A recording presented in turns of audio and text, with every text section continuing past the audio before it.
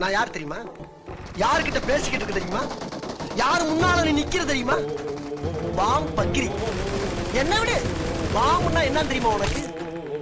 ஒரே bomb, Madras சிட்டியே close. ஆனா நான் அதை பண்ணல. சின்ன பாம், ஒரு உண்ட சைஸ்ல அப்படின்னு சுண்டி விட்டேன். ஒரு police station 4 PC spot out.